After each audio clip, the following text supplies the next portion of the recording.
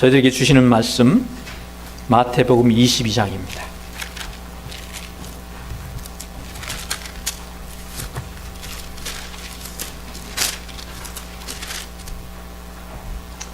약간 길지만 우리 함께 교독하시겠습니다. 마태복음 22장 1절부터 14절까지 함께 교독하시겠습니다.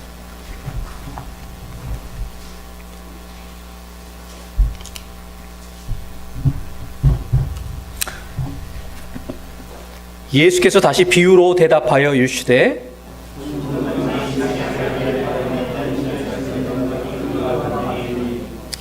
그 종들을 보내어 그 청한 사람들을 혼인잔치에 오라 하였더니 오기를 싫어하거늘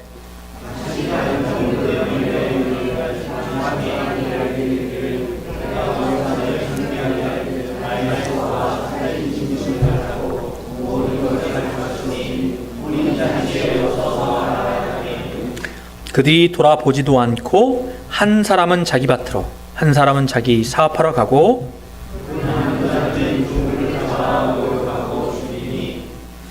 임금이 노하여 군대를 보내어 그 살인한 자들을 진멸하고 그 동네를 불사르고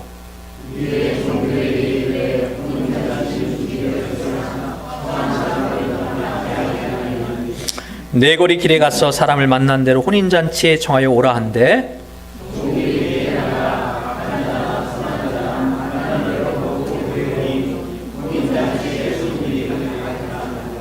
임금이 손님들을 보러 들어올세 거기서 예복을 입지 않은 한 사람을 보고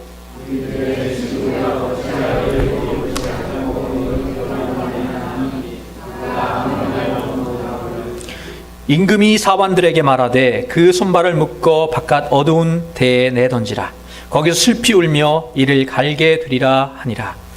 청을 받은 자는 많되 택함을 입은 자는 적으니라. 아멘. 잠깐 기도드리겠습니다.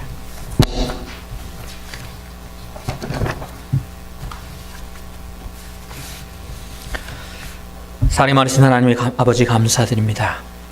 이 귀한 예배의 자리, 하나님과 만나는 자리에 우리를 초청해 주시고 특별히 귀한 당신의 자녀들을 불러주시니 감사드립니다.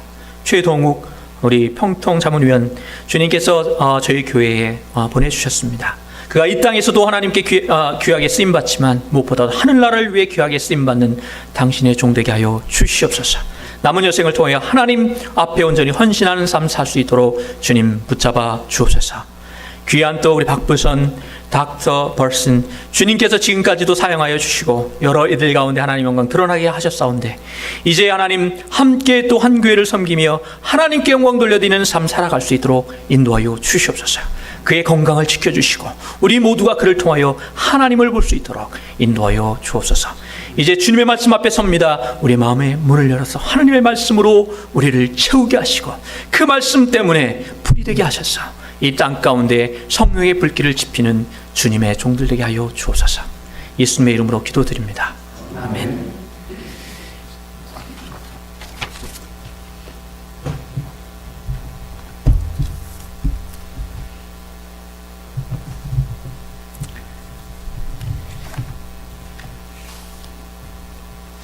한 주일학교 이 선생님이 학생들에게 물었습니다. 야, 어떻게 하면 천국 갈 수 있지? 헌금을 많이 내면 갈 수 있을까? 아니요.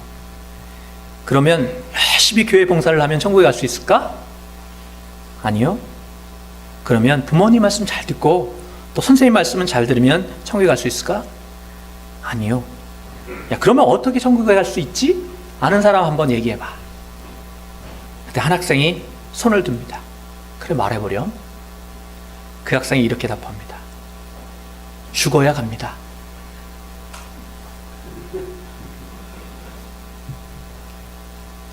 맞는 말이잖아요, 그죠?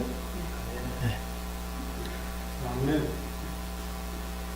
그런데 중요한 것은 육신도 죽어야 하지만요. 육신만이 아니고 내 자아가 죽어야 하고요. 내 고집이 죽어야 하고 나의 자존심이 죽어야 하고 나의 욕심이 죽어야 하고 나를 드러내려고 하는 마음이 죽어야 천국에 갈 수 있는 줄로 믿습니다. 이번엔 아멘이 적을 줄 알았습니다. 여러분 죽으셨습니까? 오늘 예수님의 천국 비유 5번째 시간입니다. 저희들이 살펴보고 있는 천국은 죽어서 가는 저 세상, 하늘나라 있지만 그 하늘나라가 아니고 주님께서 우리에게 말씀하시는 이 천국은 이 땅에서 지금 우리와 함께 일구어 가기를 원하시는 그런 하나님의 나라예요. 그리고 그 하나님 나라에 세워가는 그 일에 저와 여러분을 초청하고 계십니다. 그러면 그 나라가 어떤 나라인지를 알아야 우리가 하나님 도와서 세워갈 텐데, 또 다른 하나님 나라의 모습, 오늘 말씀 속에서 우리가 깨닫기를 원합니다. 오늘 말씀 상당히 어려운 말씀입니다. 2가지 난제에 탁 걸립니다.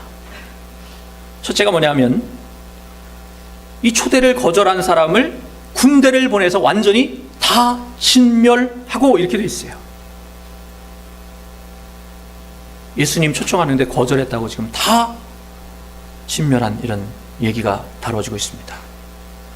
2번째는 기껏 이제 자리가 없으니까, 손님이 없으니까 불러올 때는 언제고 그 안에 예복 입지 않았다고 쫓아내셨어요. 이제 2가지 질문에 대해서 우리가 한번 답을 찾아보려고 합니다. 굉장히 중요한 겁니다. 성경 말씀을 함부로 풀면 안 돼요. 이단들이 굉장히 그런 일에 문제가 많은데, 저희들은 정말 하나님의 말씀 더 깊이, 더 정확하게 이해하기 위해서 가능하면 그때의 상황도 봐야 되고, 또 말씀을 딱 그것만 보는 게 아니고 그 앞뒤 문맥을 다 봐야 돼요. 그래서 오늘 조금 길지만 오늘 비유의 말씀의 정황이, 컨텍스트가 뭔지 좀 알 필요가 있습니다. 이게 지금 어떤 상황이냐면, 예수님께서 이제 십자가를 지시기 위해서 예루살렘으로 입성을 하십니다. 우리 다들 아시죠? 호산나 호산나, 찬송하리로다 다윗의 자손이여, 이렇게 이게 맞이하고, 그런데 그 예수님께서 예루살렘에 입성하셔서 제일 먼저 하신 일이 뭐냐? 성전으로 딱 가셨어요. 가셔서 보니까 거기에 매매하는 사람, 돈을 바꿔주는 사람, 그 다음에 비둘기를 파는 사람, 양을 파는 사람, 이런 사람들이 가득한 거죠. 우리같이 이런 성전이 아니고 이런 큰 성전입니다. 그건 뜰도 있고요. 그런 곳에서 그런 걸 산 거예요. 그때 예수님께서 어떻게 하셨냐면 그 상을 다 뒤엎으시고, 그리고 양들을 내쫓으시면서 뭐라고 얘기하셨습니까? 내 집은 기도하는 집이라 일컬음을 받으리라 하였거늘 너희는 강도의 소굴을 만드는도다. 그렇게 꾸짖으셨습니다. 두려워요. 지금 이 시간에도 주님께서 이 자리에 오셨을 때 과연 어떤 모습으로 우리에게 얘기하실지. 근데 당시의 종교 지도자들이 어땠습니까? 발칵 뒤집힌 거죠. 그래서 예수님을 찾아가서는 예수님께 말합니다. 무슨 권세로 이런 일을 하느냐? 누가 이런 권세를 줬느냐? 주님께서 지혜롭게 답하십니다. 내가 너희들에게 한 가지 물을 텐데 너희가 답하면 나도 답하겠다. 요한의 세례가 하늘로부터냐 아니면 사람에게로부터냐? 그들이 답을 못합니다. 그러니까 예수님께서도 나도 무슨 권세로 이런 일을 하는지 이르지 않겠다, 이렇게 말씀을 하셨습니다. 그리고 나서 비유로 3가지 비유를 들어서 지금 얘기를 하신 것 중에 오늘 본문이 하나예요. 그러니까 오늘 본문 이전에 2 비유가 있습니다. 그 비유가 뭐냐면, 첫 번째 비유는 주님께서 이렇게 얘기를 하십니다. 비유로 말씀하시는데, 어떤 사람에게 2 아들이 있다. 근데 2 아들에게 야, 포도원에 가서 일 좀 해라 그랬더니, 첫째 아들은 네 그러겠습니다 그러더니 안 갔다. 둘째 아들은 못 가요, 저 안 돼요, 바빠요. 그런데 나중에 뉘치고 갔단다. 그러면 2 아들 중에 과연 누가 아버지의 뜻대로 한 것이냐? 둘째 아들입니다. 당연히 그렇게 하긴 했죠. 주님께서 뭐라고 얘기하시냐? 너희보다 세리와 창녀들이 먼저 하나님 나라에 들어갈 것이다. 그러고 나서 또 다른 비유를 주셨는데, 이번엔 좀 더 적나라하게 얘기를 하셨어요. 포도원 주인이 농부들에게 세를 주고 자기는 다른 나라로 있게 갔는데, 추수 때가 되어서 그 열매의 일부를 받으려고 종들을 보냈다. 그런데 그 농부들이 그 종들을 죽였어. 또 보냈어. 또 잡아 죽였어. 야, 이 종들을 보내니까 좀 제대로 못 믿는가 보나. 내 아들을 보내면 이제 이들이 마땅한 도리를 취하겠지. 아들을 보냈어. 그런데 그 아들마저, 야, 이 아들을 죽이면 우리가 이 땅 우리 거다. 상속자니까. 그 아들마저 죽여버렸다. 그러면 포도원 주인이 돌아와서 과연 어떻게 하겠니? 그들이 말합니다. 그 악한 자들을 진멸하고 포도원은 제때의 열매를 바칠 만한 다른 농부들에게 새로 줄 것입니다. 주님께서 이렇게 말씀하셨습니다. 내가 너에게 이르노니 하나님 나라를 너희는 빼앗기고 그 나라에 열매 맺는 백성이 받게 될 것이다. 그 나라에 열매 맺는 백성이 받게 될 것이다. 대놓고 지금 얘기한 거잖아요. 대제사장과 바리새인들이, 당시 종교 지도자들이 예수님을 잡으려고 했습니다. 근데 무리가 두려워서 그렇게 하지는 못하고 그때부터 본격적으로 어떻게 하면 예수님을 함정에 빠뜨릴까 연구했더라. 그렇게 기록하고 있습니다. 그러고 나서 오늘 본문이에요. 그러고 나서 오늘 22장 1절 말씀이 이렇게 시작합니다. 예수께서 다시 비유로 대답하여 이르시되, 어디에다 빛을 읽어야 됩니까? 예수님께서 다시 빛을 쳐야 돼요. 무슨 소리일까요? 앞에 얘기하고 연결이 된다는 것입니다. 같은 메시지라는 거예요. 같은 메시지를 담고 있다는 것입니다. 그 앞에 메시지의 핵심은 무엇이냐? 하나님 나라의 열매를 맺지 못하는 사람들에 대하여 심판과 경고의 말씀을 하신 거죠. 너희들 나를 믿는다고 하고 나를 예배하는다 그러고 종교 지도자들이고 하나님을 경배하는 자들이라고 그러는데 너희들 하나님 나라 너희들에게서 빼앗길 것이다. 그리고 하나님 나라의 열매 맺는 백성들이 그 나라를 받게 될 거야. 이렇게 얘기했던 그 말씀을 그대로 다시 하고 계신 거예요. 이 사실을 이제 염두에 두고 그 다음 똑같은 마음을 또 하실 이유가 없잖아요. 그거 갖는 의미가 있을 텐데 오늘 좀 더 이 비유의 말씀을 깊이 있게 살펴보려고 합니다. 먼저 오늘 본문 속에서 본문을 통해서 우리에게 주시는 굉장히 중요한 메시지 중에 하나, 첫째는 뭐냐면 천국은 잔치다. 천국을 잔치에 비유하셨는데 특별히 혼인잔치에 비유하고 계시다는 사실입니다. 여러분, 예수님께서 첫 번째 한 이적이 무엇인지 아세요? 예수님이 첫 번째 하신 이적, 어디에서요? 가나 혼인잔치에서 물을 포도주로. 제가 예수님만 계셨으면 떼돈 벌 텐데. 나파밸리에 나오는 포도주보다 더 좋을 거 아니에요? 그죠?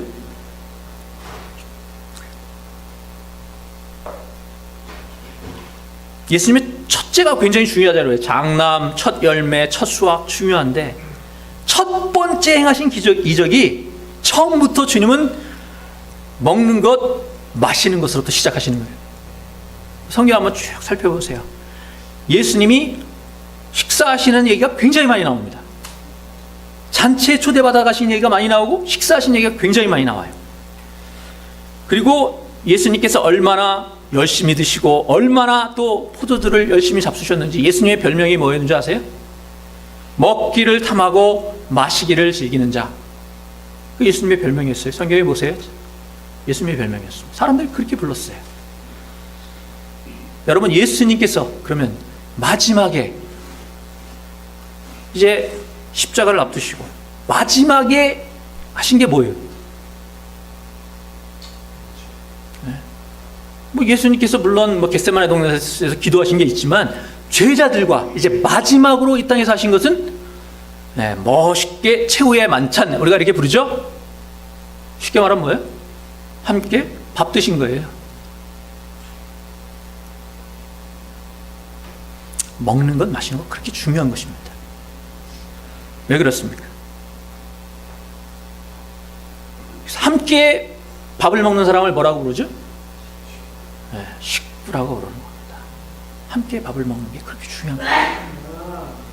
함께 식사하고 함께 교제하는 가운데, 그 가운데 사랑의 공동체, 하나님의 공동체가 세워지게 되는 것입니다. 제가 순모임을 강조하는 이유도 거기에 있는데, 여러분, 우리의 꾸며진 모습 속에서가 아니고, 이 자리에 앉아있는 거룩하게 예배드릴 때 이 모습 속에서가 아니고, 가장 평범한 현실 속에서의 영성, 우리의 삶 속에서 우리가 그대로 적나라하게 드러나지는 그 모습 속에서 예수가 드러나야 되는 거죠.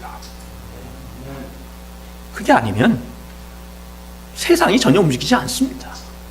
교회에 앉아서 찬양 부르는 이 모습 보지도 않아요.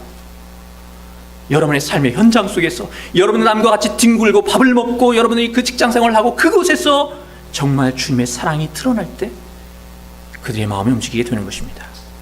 그래서 주님은 그들과 같이 드신 거예요. 제가 밥 먹을 때 좀 소리를 낸다고 다른 사람하고 밥 먹는 게 좀 두렵습니다. 누가 그렇게 얘기를 하도 하셔서. 먹는 곳에, 함께 먹는 곳에 사랑이 있고 그곳에 교제가 있고 그곳에 사랑이 있는 것입니다. 그래서 주님께서는 천국을 잔치에 비유하셨는데, 잔치 중에서도 특별히 어느 잔치에 많이 비유하셨어요? 혼인잔치에 비유하셨어요. 혼인잔치. 왜 그럴까요? 돌잔치, 환갑잔치, 회갑잔치 많은데 왜 혼인잔치에 특별히 비유하셨을까요? 특별한 의미가 있죠. 거기에. 잔치 다 즐거운 일이지만 혼인잔치만큼 즐거운 것이 없고요. 혼인잔치는 어떤 의미가 담겨져 있냐면 사랑의 결실을 맺는 거예요. 그리고 사랑하는 사람과 하나가 되는 것입니다. 그래서 주님께서 혼인잔치에 비유하셨는데, 주님은 신랑, 우리는 신부. 여러분, 예배도 그래서 잔치가 돼야 돼요. 이 시간에 여러분이 하나님 전에 나와서 하나님께 예배드리는 것 중요한데, 그 가장 중요한 의미 가운데 하나는 하나님과 하나 되는 거예요. 하나님 품에 안기는 것이죠. 나의 부족함, 연약함 그런 것 돌보시지 않으시고 그저 나를 감싸 안아주시는 그 품 안에 내가 잠기는 거예요.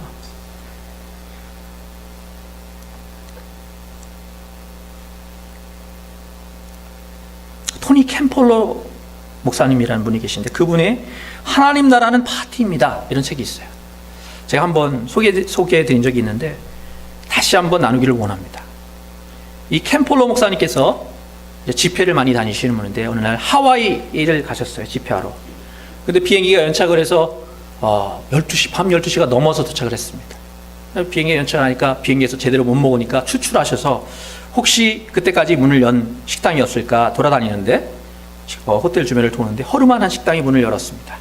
그래서 이제 음식을 주문해서 막 음식을 먹고 있는데 새벽 2시쯤 되니까 한 무리의 짙은 화장을 하신 일단의 여자분들이 쫙 들어오는데, 오면서 얘기들을 나누는데 입이 아주 험합니다.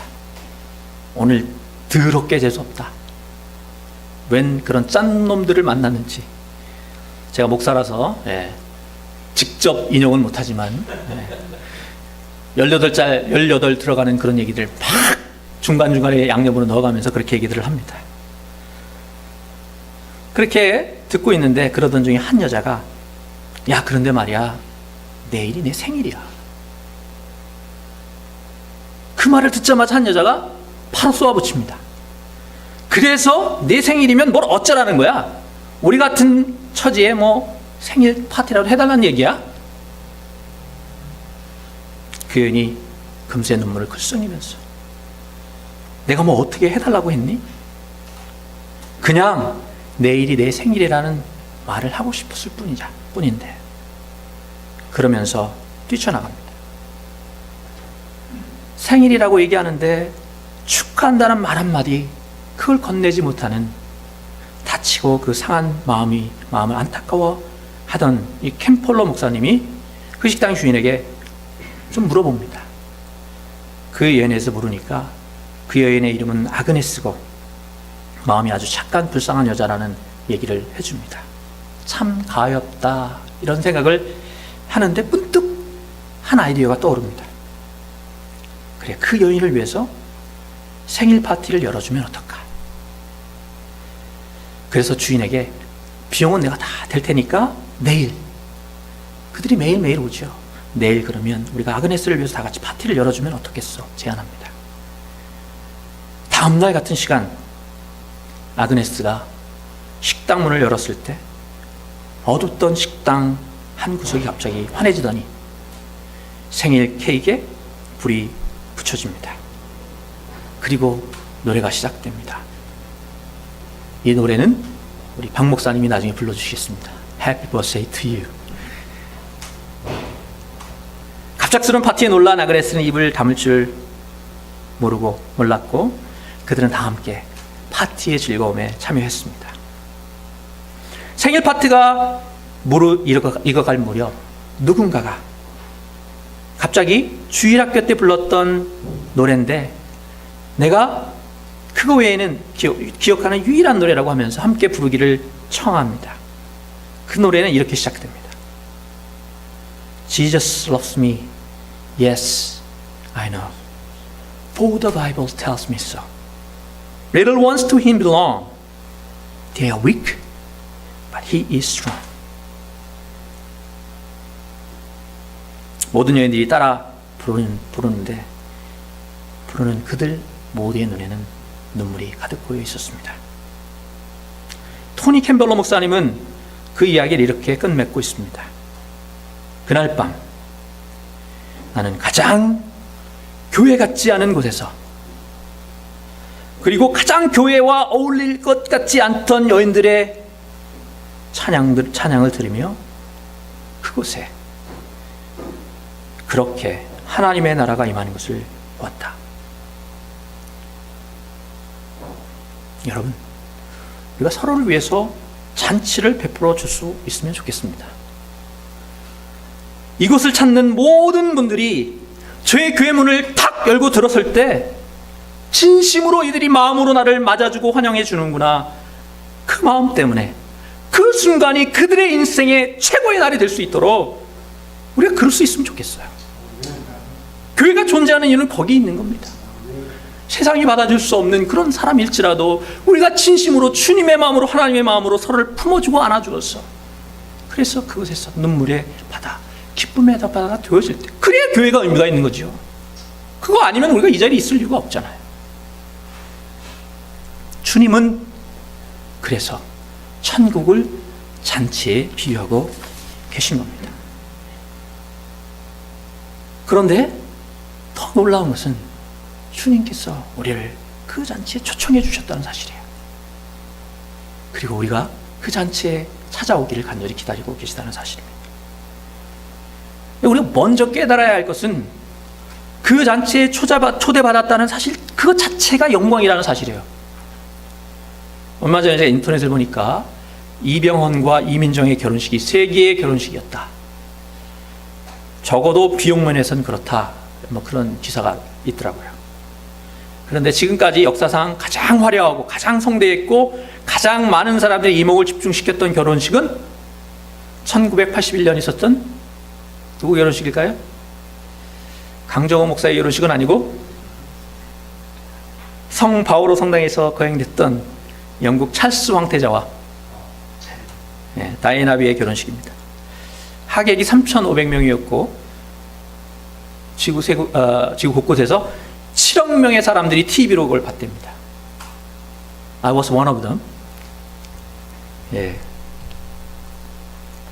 그런데 만약에 여러분이 상상해 보는 거죠. 여러분이 그 결혼식에 정식으로 초대장을 받았어요. 영국 왕실에서. 뭐 기랑 너 허접한 존으로 안 왔겠죠?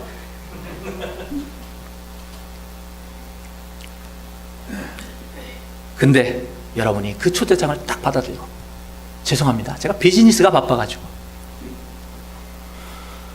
제가 요즘 집을 새로 사서 못 가겠습니다. 그럴 분은 안 계시겠죠? 근데 오늘 본문에 보니까 누구의 잔치예요? 임금의 잔치. 임금이 자기 아들을 위해서 베푼 잔치예요. 정황상 보면 이것은 다음의 왕이 될 황태자의 결혼식처럼 보이는 거죠. 그런데 그 잔치에 응하지 않았어요. 이들이 그 초대에 응하지 않았어요. 이해가 잘 안 되지만 그건 그렇다고 치고 그 초대에 응하지 않았다는 사실, 그것 때문에 그들을 다 진멸하고 그 동네를 불살랐다. 뭐 이게 비유라고는 하지만 좀 심한 것 아니냐, 그런 생각이 우리가 듭니다. 들죠? 저만 드나요? 예. 근데 여기 보면 갑자기 초대된 게 아니에요. 성경이 정확하게 볼 필요가 있는데 4절에 보니까 4절 한번 보겠습니다. 4절에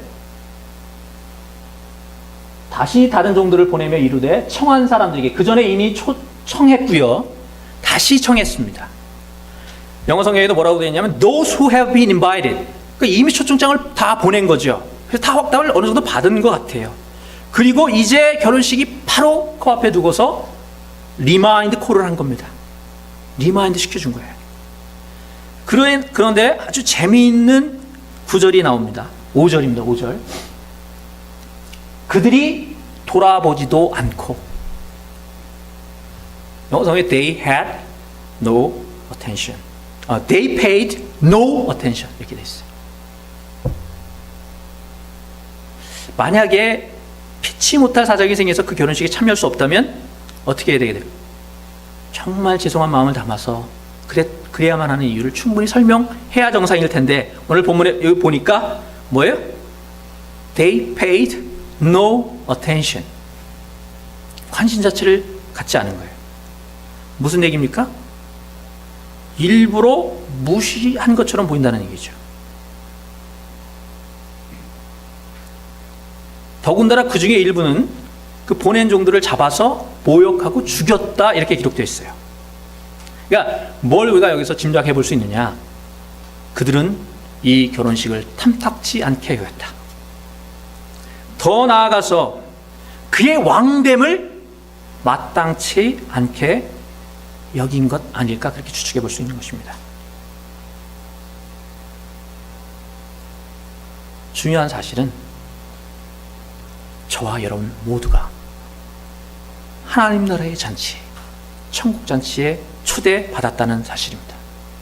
그리고 지금 이 시간에도 주님께서는 여러분이 그 하나님 앞으로 나오기를 간절히 기다리고 계시다라는 사실입니다. 여러분, 우선 예배 자리가 그 자리인 줄 믿으시기 바랍니다. 예배, 우리가 쉽게 생각할 수 있지만 예배 자리는 하나님을 만나는 자리예요. 하나님과 교제하는 자리입니다. 우리의 정말 우리를 너무나도 사랑하신 그분과 만나서 그분과 하나 되고 그분과 기쁨을 나누는 잔치 자리예요. 우리가 예배에 목숨을 걸어야 되는 이유가 거기에 있습니다. 하나님 나라의 초청에 우리가 응해야 하는데, 먼저 문자적으로 그대로 예배 자리에 나와야 합니다. 그런데 몸만 달랑 나와 있다고 되는 게 아니고요, 우리의 마음과 영혼, 우리의 전부를 하나님이 기뻐하시는 거룩한 산 제물로 하나님 앞에 드려야 돼요. 하나님께서 이 예배를 통해서 뭘 보기를 원하실까요? 하나님께서 예배를 통해서 뭘 받으기를 원하실까요? 뭐 우리 노래 잘하는 성악가들이 와서 여기서 쫙 노래하면 그거 더 영광으로 받으시겠죠? 아니면 여기 오바마 대통령이 와서 예배 탁 드리면 저희들은 좀 영광일지 모르지만 그게 하나님께 무슨 영광이 되겠냐고요. 중요한 건 뭐예요? 우리들의 중심입니다. 하나님을 향한 우리들의 마음, 그거 한 가지 보시는 거죠. 예배하러 빠지면 큰일 납니까? 지각하면 얻어맞습니까? 하나님께서 준비하셨던 벼락을 그런 사람들한테 탁 내리실까요? 만약 하나님이 그렇게 하시면 절대 예배에 빠지는 사람 없겠죠. 절대 지각하는 사람 없겠죠. 그런데 그걸 통해서 하나님께서 보기를 원하시는 것은 우리의 마음인 거예요. 우리의 마음입니다. 과연 나의 초대를 얼마나 진지하게 생각하고 있는지, 더 나아가서 나와의 관계, 나 하나님을 얼마나 진지하게 생각하고 있는지, 나를 얼마나 사랑하고 있는지, 그것 보시는 것입니다.